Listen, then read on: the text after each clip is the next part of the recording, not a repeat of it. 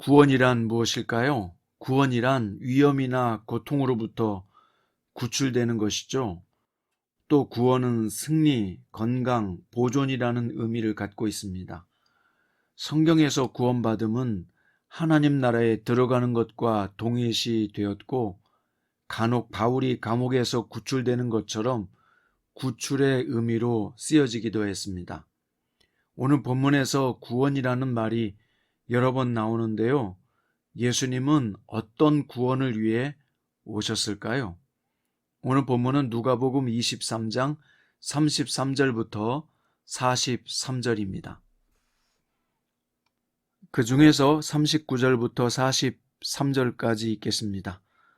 달린 행악자 중 하나는 비방하여 이르되 내가 그리스도가 아니냐 너와 우리를 구원하라 하되, 하나는 그 사람을 꾸짖어 이르되 내가 동일한 정죄를 받고서도 하나님을 두려워하지 아니하느냐. 우리는 우리가 행한 일에 상당한 보응을 받는 것이니 이에 당연하거니와 이 사람이 행한 것은 옳지 않은 것이 없느니라 하고 이르되 예수여 당신의 나라에 임하실 때 나를 기억하소서 하니, 예수께서 이르시되 내가 진실로 내게 이르노니 오늘 내가 나와 함께 낙원에 있으리라 하시니라. 아멘. 오늘 말씀의 제목은 진지한 신앙과 즐거운 생활로 구원을 누리라 입니다. 영적 세계를 부인하는 사람들에게는 눈에 보이고 손에 잡히는 것 외에는 어떤 것도 의미가 없다고 생각하죠. 그들에게 구원은 현실의 필요를 채우는 것뿐이죠. 예수님은 구원자로서 이 세상에 오셨는데요. 오늘 십자가의 형틀에서 구원을 이루는 과정에 있으셨습니다. 이 십자가형은 BC 6세기부터 콘스탄티누스가 이를 금지한 AD 337년까지 로마 제국에서 시행되었던 참혹한 사형 제도였습니다.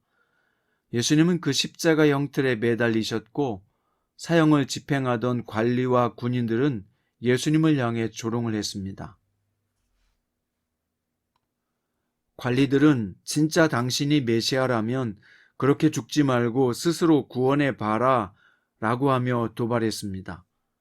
군인들도 만일 유대인의 왕이라면 스스로 자신을 구원해 보라고 조롱했습니다.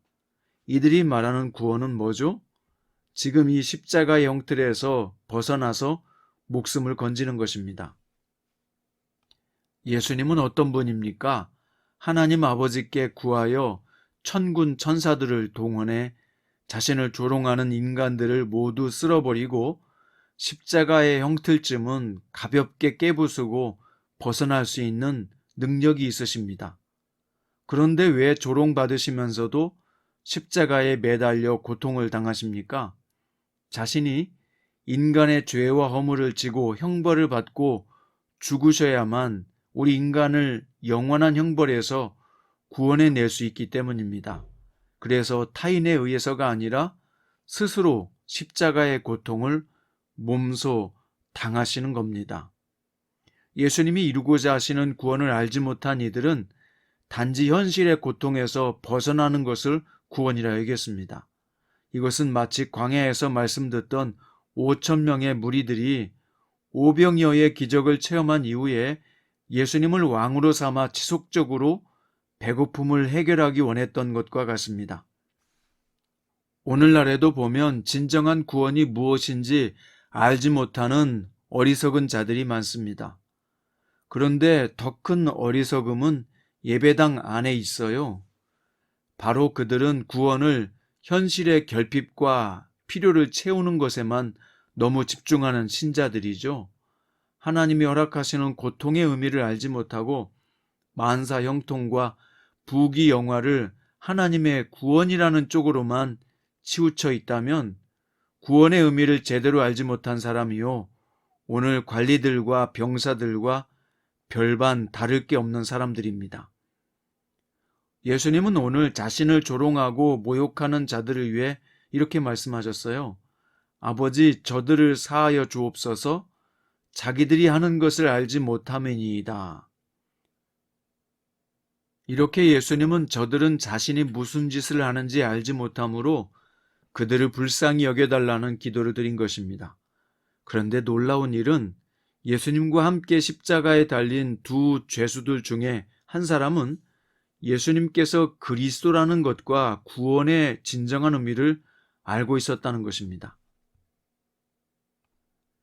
그는 다른 죄수가 예수님을 다른 사람들과 함께 비방할 때 그를 꾸짖으면서 자신들은 죄로 인해 형벌을 당하지만 예수님은 옳지 않으신 것이 없다라고 단언합니다. 그러면서 예수님에게 주님의 나라가 임할 때 자신을 기억해 달라고 간구합니다. 그는 비록 잘못을 저질러 처형당하는 입장이었지만 그 자리에 있었던 많은 사람이 알지 못했던 구원의 의미를 알고 있었던 것입니다. 그는 예수님이 하나님 나라의 왕이시며 때가 되면 주님의 나라가 임한다는 것도 믿고 있었던 사람입니다. 그 구원의 의미를 분명히 알고 있었기 때문에 자신의 영혼의 구원을 간청할 수 있었던 것이죠. 자, 예수님은 그에게 어떻게 하실까요? 진정한 구원을 약속하셨습니다. 오늘 내가 나와 함께 낙원에 있으리라.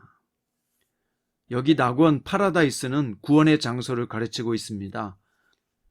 이 낙원은 중간기의 문헌뿐만 아니라 신약 성경에 보면 의인들이 가는 곳을 가리킵니다.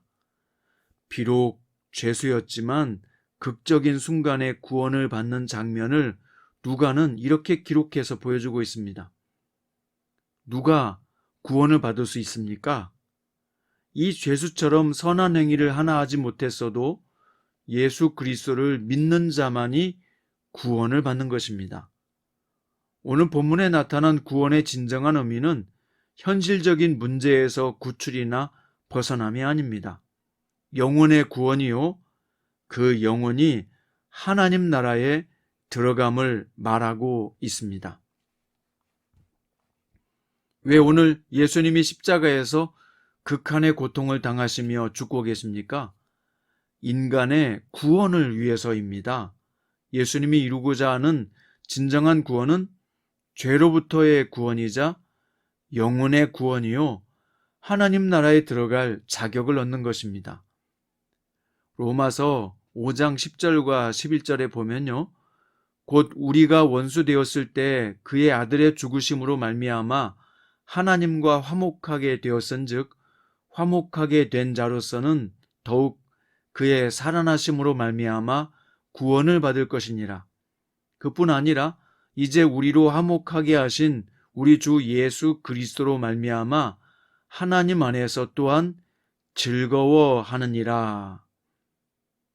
여기서 지금 무엇을 강조하고 있습니까? 예수님을 통해 구원을 받은 자들은 그분으로 말미암아 즐거워하느니라. 즐거움을 표현하며 즐거움을 누리는 삶을 살아야 된다고 말씀하고 있습니다. 하나님은 예수를 믿는 여러분과 저를 구원하기로 작정하셨습니다. 우리는 오직 하나님의 은혜와 사랑으로 구원을 받았어요. 그래서 그 영원한 하나님 나라를 향해서 가고 있습니다. 그러나 우리가 가는 길은 돌멩이 하나 없는 꽃길을 걷게 하지는 않으셨습니다. 마치 이스라엘 백성들이 광야 40년을 지날 때처럼 고통과 어려움의 과정을 두셨단 말입니다. 왜냐하면 순탄과 평탄은 오히려 우리 신앙을 나태하게 하고 주님과의 관계도 친밀하게 유지할 수 없다는 것을 너무나 잘 아시기 때문입니다. 사랑하는 성장 큐티 가족 여러분, 오늘 주님의 약속의 말씀을 기억하십시오. 이 말씀을 붙드세요. 오늘 내가 나와 함께 낙원에 있으리라. 이 약속은 이미 이루어졌고 또한 이루어지는 과정 속에 있습니다. 그러니까 우리는 오늘 하루를 살 때 주 예수 그리스도로 말미암아 하나님 안에서 즐거워하느니라, 이것을 이루는 삶을 살아야 합니다. 신앙은 진지하되 생활은 즐겁게 살아야 한다는 말입니다. 오늘도 구원자 예수 그리스도를 믿는 저와 여러분에게 진지한 신앙, 즐거운 생활이 이루어지기를 주님의 이름으로 축원드립니다. 기도드립니다. 오늘 우리는 구원의 의미에 대해서 배웠습니다. 진정한 구원은 영혼의 구원이요 하나님 나라에 들어가는 것임을 다시 깨달았습니다. 사랑하는 주님, 구원받은 자로서 오늘 하루를 살 때 구원의 은혜에 감사하겠습니다. 또한 생활은 즐거워하며 살려 합니다. 오늘 또 우리의 구원자로서 우리 가는 길에 동행해 주시고 즐거운 마음과 생각을 주옵소서. 예수님의 이름으로 기도드립니다.